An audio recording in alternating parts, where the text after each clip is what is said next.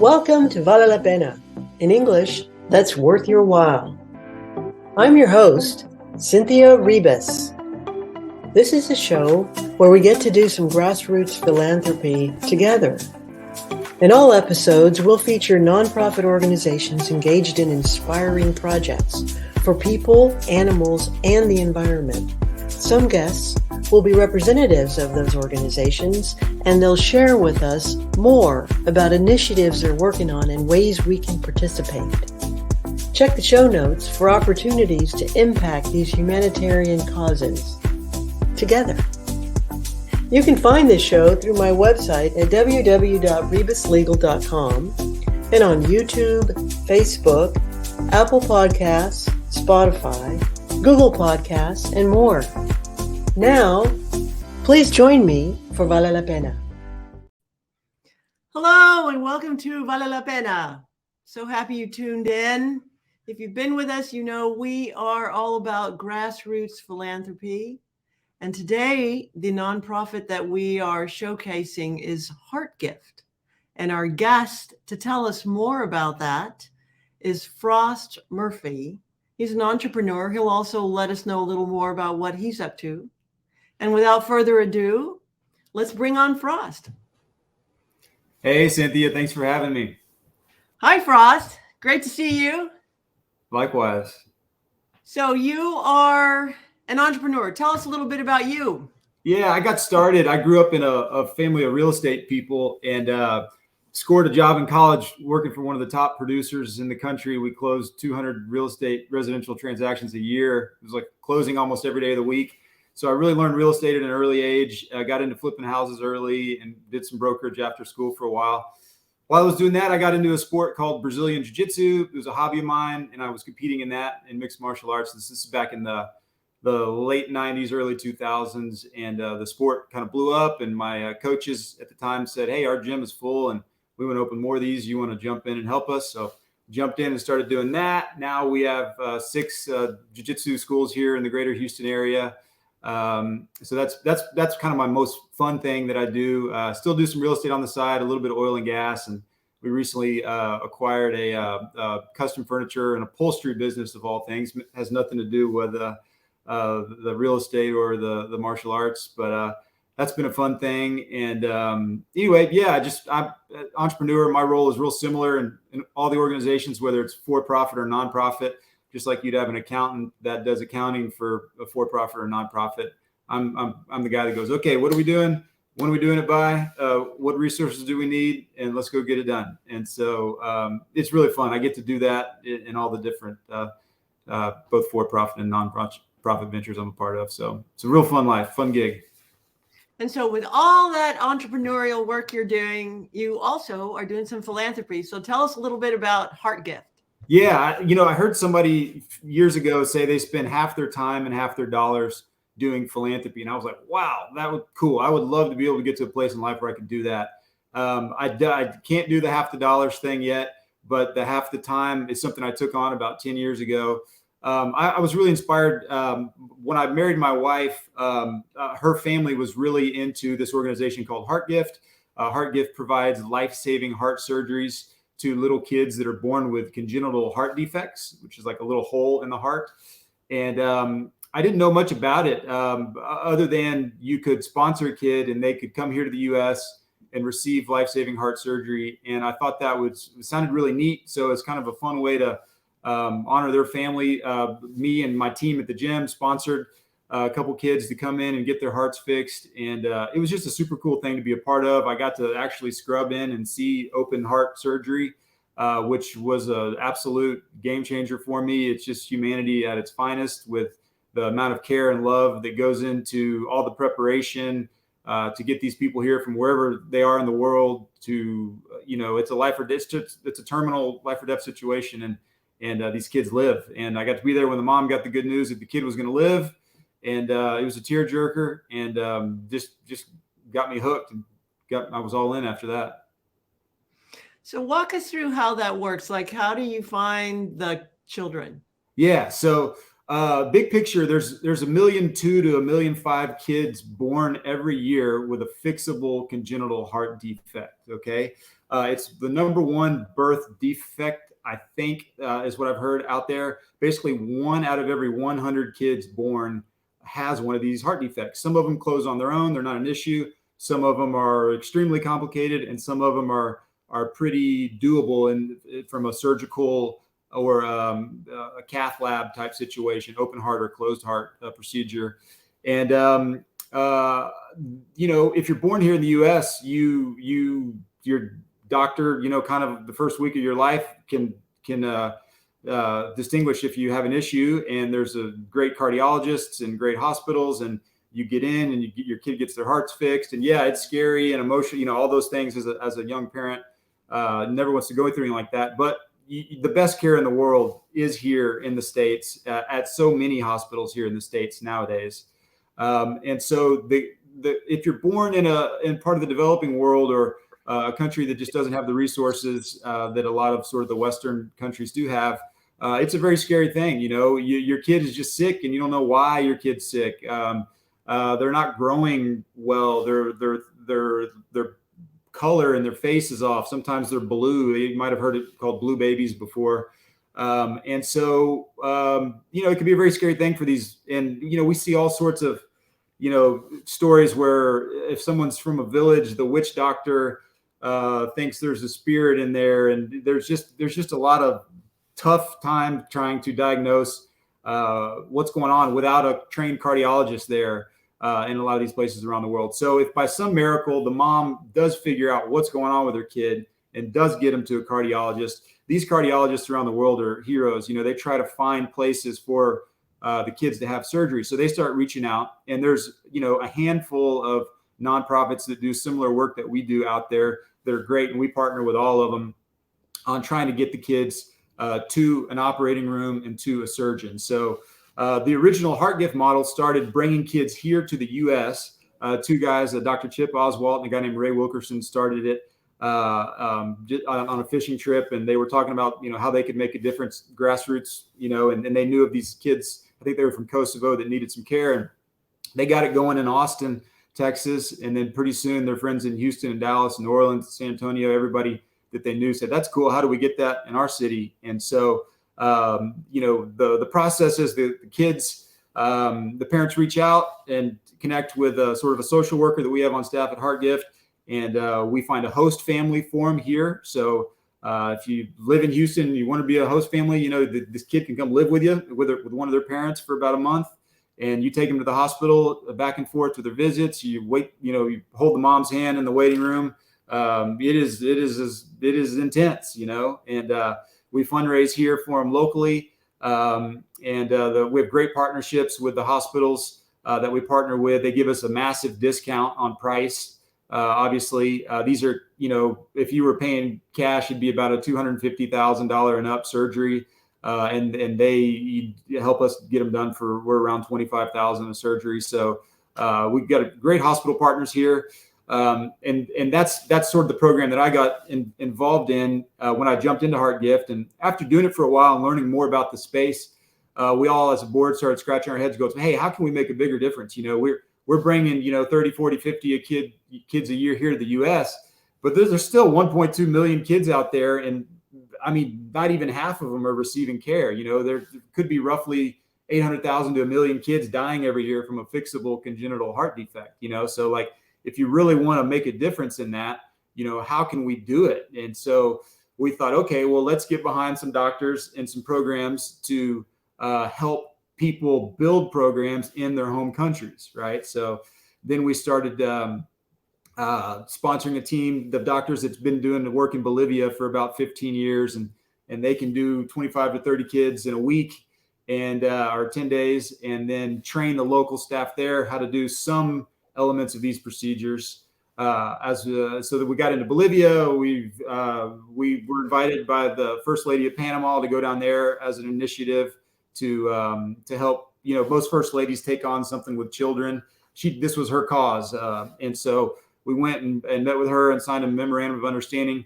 And we were all set to launch this program, and then COVID hit like the week we were flying down there to do our first set of cases. And so we're still playing catch up from that. But also Kenya, we're helping some folks in Kenya as well build a big $40 million hospital down there with operating rooms and, just helping train more people and helping build more facilities, is the long-term solution to this issue. And we're like dispatch. If we can get a kid here, if we can get a kid there, however we can get kids help is and partnering with all the other great nonprofits in this space as well too. So many great partners out there trying to all solve this problem. Then do you have your own team of doctors full-time who work for HeartGift, or is it doctors volunteer time from major hospitals all over? Yeah, the doctors volunteer their time from the major hospitals all over. Obviously, if we're bringing a kid to their local hospital here in the States, they're doing surgery all day, every day. And these surgeons love doing surgery. And so, they're just happy to volunteer their time. The nurses as well, they love it. And it's kind of fun for them because it's like they get to go on a mission trip, but the mission trip kind of comes to them, here locally. So it's a great thing.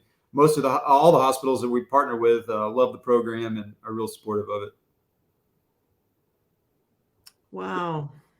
Yeah. And then how do you do the fundraising for it? So a bunch of ways, right? So we've had people do the Baja 1000, which is a race through Mexico, and you could sponsor a team.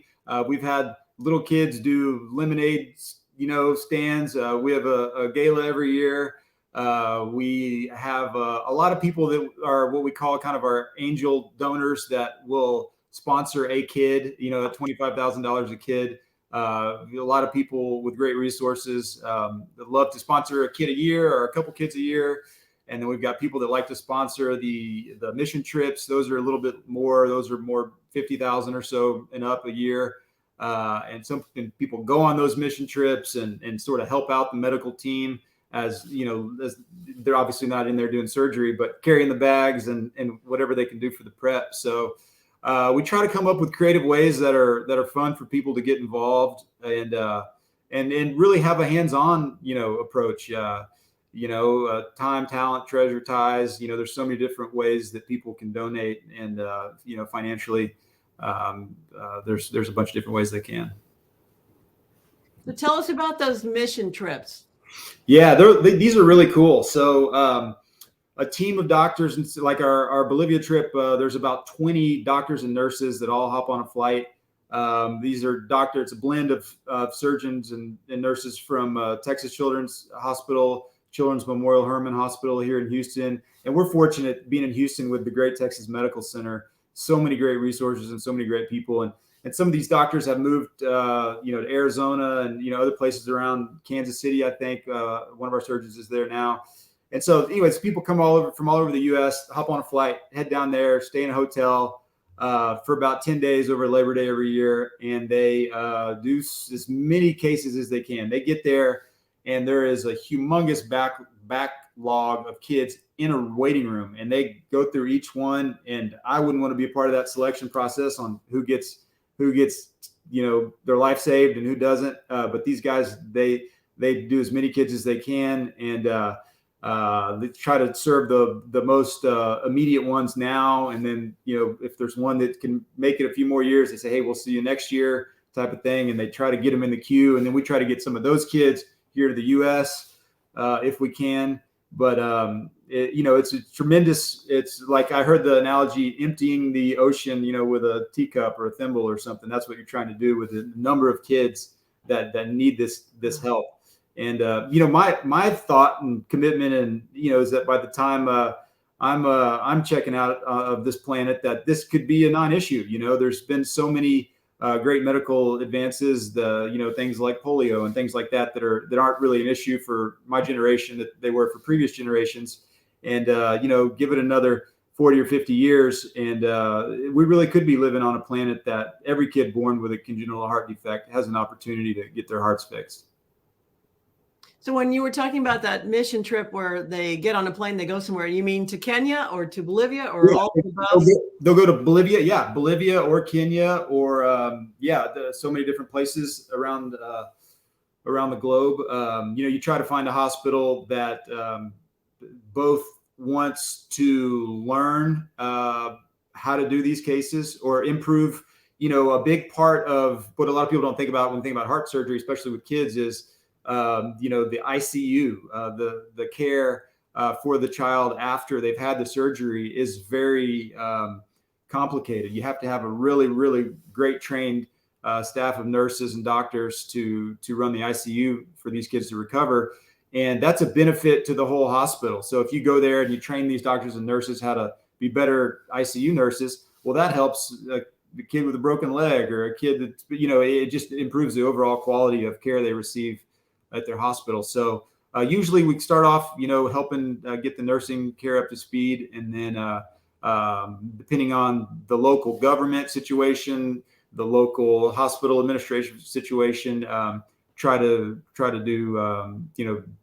talk these folks into having a full-time training program, which is kind of the space and inquiry I'm in now. Is this, we've been approaching this from a nonprofit model, right? But is there a for-profit model that could solve this problem faster than a nonprofit model? Meaning, if you don't have to fundraise, if you had, rather than $25,000, if you charge $3,000 or $5,000 per surgery, and the government threw in some money and the local village threw in some money, is that enough to create a financial model that you could open a whole bunch more surgical centers and train more doctors and really speed up the evolution of, an operating room and a surgeon being there to help these kids? So that's something I'm in the inquiry of now, and with a friend of mine, kind of crunching those numbers and talking to some other folks in the space. But anyway, just trying to figure out how to solve it. It's a big problem, Right. And it seems like maybe also an investment in the outreach, right? That whole business of finding the kids, because you mentioned sometimes it's pretty much some kind of a miracle. Well, fortunately, Google, mom starts once they figure out what's going on. But yeah, to your point, finding out what's going on with the kids. So like in Africa, there's some programs out there where like a doctor or nurse will be on a motorcycle, show up at the village, say, hey, what's going on? Who's sick? This kid's got ringworm. This kid's got appendicitis. This kid, what's going on with this kid's heart? Let me see what's, and so they can start to try to identify, okay, I think there's a heart issue here. Let's try to get him, 100 miles from here. We've got a cardiologist that I can see if they can come through this village, next month. So there are some more outreach programs. There's also something called rheumatic heart disease, which was news to me. Rheumatic heart disease, and again, I'm a lay person here. I'm not a doctor, but as I've heard it, when you get strep throat, my daughter has strep throat literally yesterday, and we took her to the local pediatrician. She got on some antibiotics, and she's running around like no big deal today, right? Well, if you're in a village in Africa and your kid has strep throat, well, kids are always whining about their throat hurts or their nose was running. Kids are always getting colds and things like that.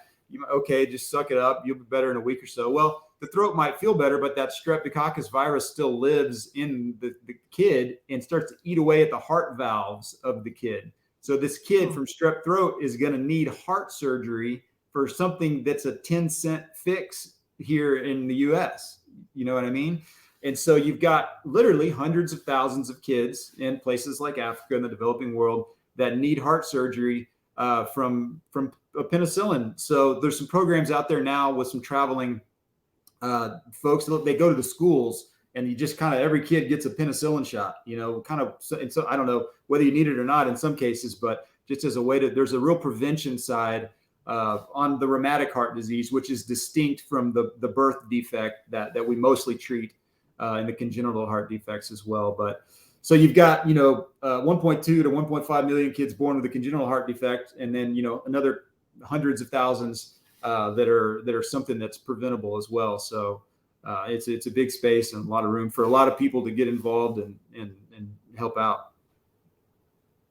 Wow. All right. And say you want to sponsor a child. So walk us through what that would involve. Yeah. So you connect with somebody at HeartGift. You can go to the heartgift.org website, connect with somebody, give them a call, shoot them an email, shoot me an email, and somebody, sponsors a kid, and they can be it could be anonymous, or it can be as hands-on if you want to. The kid can come stay with you. You can take the kid to the doctor's appointments, and you could go to the surgery and take the kid to the lunch or to the zoo. We have all kinds of volunteers that take kids to do all sorts of fun stuff while they're here, because they're here usually for about a month to 6 weeks or so, and they're bored. They've got a couple of, they bounce back really fit. What's really neat is seeing these kids. They come in and some of them are just really, really sick, can hardly move. And then, like the day or two after surgery, they're basically recovered. They've got this big scar down their chest, and we have to hey, slow down, kids, slow down. We don't want you,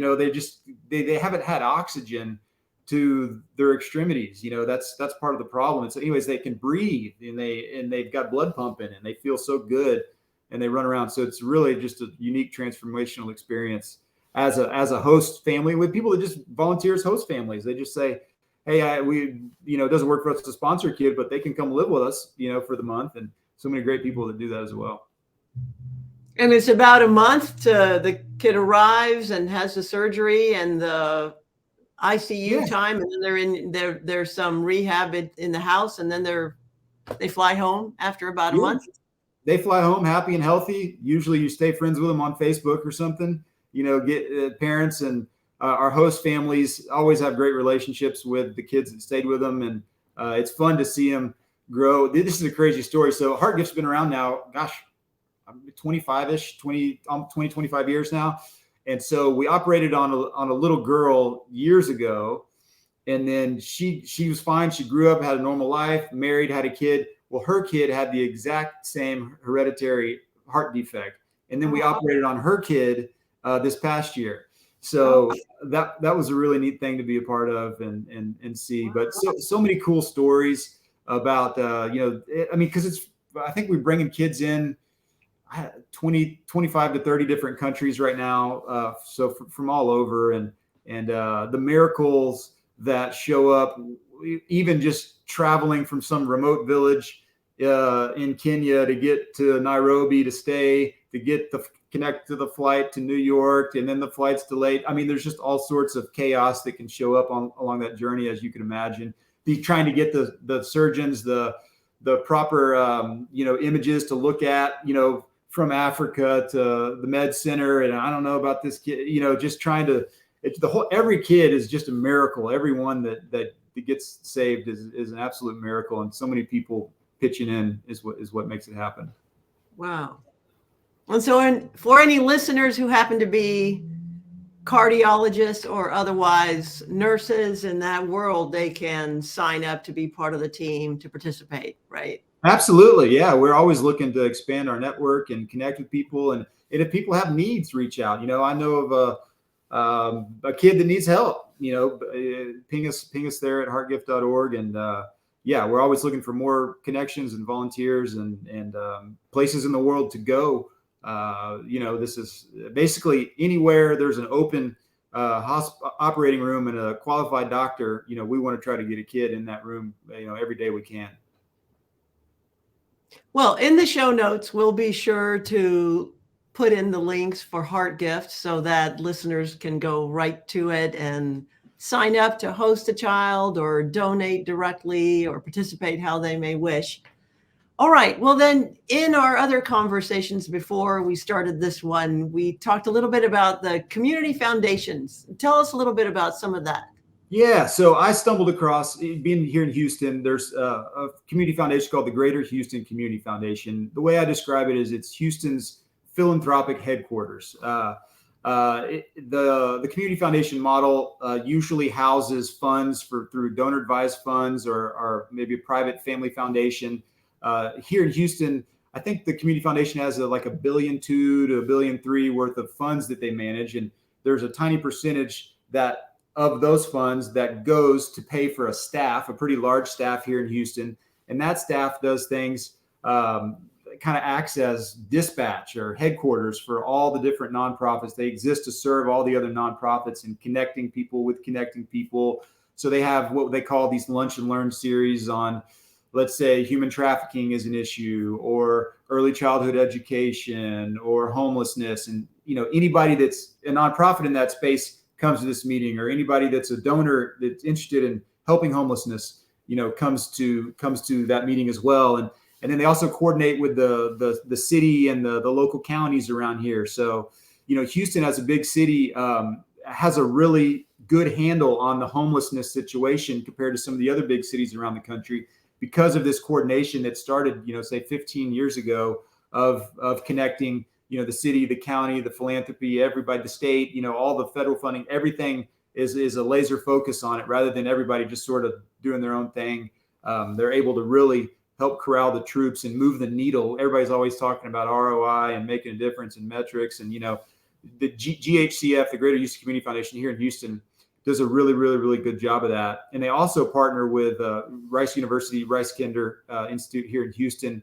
They do local area surveys on these things. So you've got, the smart guys at Rice, doing the surveys, figuring out what the issue is, and then educating everybody on the issue, and then getting everybody pointed and actually solving a problem or moving the needle, And so that's the Houston model. I'm sure, there's the Houston Community Foundation, I think, has been around 20 or 25 years. There's some really old community foundations all throughout the United States, but most major cities, I believe, probably have some sort of foundation. And so anybody just looking to get involved in their city and learn what the city's needs are and meet other people, community foundations in general, I think are just a great place to go and connect with people, whatever type of, breakfast or lunch or meeting, or just calling them up and saying, hey, I want to talk. I think they're usually great resources for people looking to make a difference. Well, we will be sure to also link up the Greater Houston Community Foundation as well, so that listeners can check that out. Another objective of this show is definitely to provide opportunities for people to participate so they can connect with others in with regard to missions they believe in, causes they believe in. Yeah. Because community, there's just so much about the problems that we have in the U.S. in terms of isolationism, some of which was really exacerbated during the pandemic, issues with increased depression, definitely increased even suicide in the teen years, and anything we can do, I think, to help people connect in ways that they find meaningful. Yeah. I mean, mental health, you just nailed it. I mean, mental health to me seems like the kind of lowest lying fruit, people to be able to make a difference for a lot of people. So I'm glad to hear you say that. Is that, do you have, is that a main initiative for you personally, mental health, or? Well, yes. I mean, one of the initiatives of this particular podcast is the philanthropic arm of my law practice. And it's really all about getting the conversations going. So some of it is just raising awareness, right? So that we're talking with each other about things we can do that are worth our while. That's the name of the show in Spanish, Vale la Pena. Yeah. And a lot of it is just knowing, where you might find something that you would like to do with your time and resources. Yeah. So some of it is just having the conversation. So we're talking about all these things that we could do in the communities of interest to us. Yeah. And then it's also facilitate, direct participation, either donations or, get the links out so people can just get on board with what they want to do. Yeah. Forgive me for not knowing, is your legal practice in the nonprofit space? Is that where you operate a lot, or what type of law do you mostly practice? No, I'm primarily a corporate attorney, emphasis entertainment. I'm outside general counsel to small to medium sized companies, and I handle matters soup to nuts, because when you're general counsel, sometimes it's dispute resolution, like vendor problems. Other times it's financing, and you're doing M&A work, mergers and acquisitions work. And I have experience as a trial attorney, and I also have experience as a transactional attorney, which is why being a GC makes sense. So I always have a little bit of that. And this is really a passion project. This is a heart thing, speaking of heart gifts. Yeah, right. Totally. I've always dreamed of wanting to get into philanthropy, to being a philanthropist. And for some number of years, I kind of had that model that you had to, be at a very different wealth level than I'm at. before you can participate in philanthropy. And all of that has now been debunked now that it's just so much easier to get in touch with one another. Yeah. And grassroots philanthropy, I think, is just a great way to go, because we can we can work together, we can pull each other in, we can we could reach each other so readily, participate together in projects that mean something to us for our own fulfillment, right? It's satisfying, just even the doing of it. Yeah. And I've been thinking those same lines. And then even like I was mentioning about the kind of the for-profit heart model, like the gyms, for example, Elite MMA, our martial arts schools here in Houston, they're a for-profit company, but it's got a philanthropic vibe to it. It's helping others get in shape. It's just a whole, it's almost like it's a passion project, right? So I just keep scratching my head on like, okay, what does philanthropy mean? Does it have to be, traditional nonprofit this? Could it be, I'm just going to go find two guys that I look like they're struggling and employ them to come work at my company for a couple months to help them get on their feet? There's so many different ways that you can help people and do good things out there, whether it be, in a systematic, approach like your Greater Community Foundation does, or buying the guy in Starbucks a cup of coffee, in the drive-through line behind you or whatever, right? Well, right. And then there's also, as you described, some of it is knowledge share, like what's going on with the doctors in the different countries, right? But I agree. I do think the word has a very expanded meaning. It can anyway. And it's just a service. We're looking at figuring out a life of service. Definitely other iterations of the show. I'm in conversation with sponsors. We're going to also, next iterations, we're going to be doing some philanthropy in that classic sense of a financial donation. We'll be doing that as part of the show. Cool. But in the meanwhile, we're doing this other kind of philanthropy, which is talking about opportunities to get people, to volunteer where they might like to and engage in causes that they believe in. Yeah. Awesome. It's really it's a simple idea. And it's just, providing opportunities to connect. Yeah. Well, this is a great platform. I really appreciate you doing this and really appreciate you having me on. Well, Frost, we really thank you for your time. We thank you for all the great work you're doing. And is there anything else you want to add?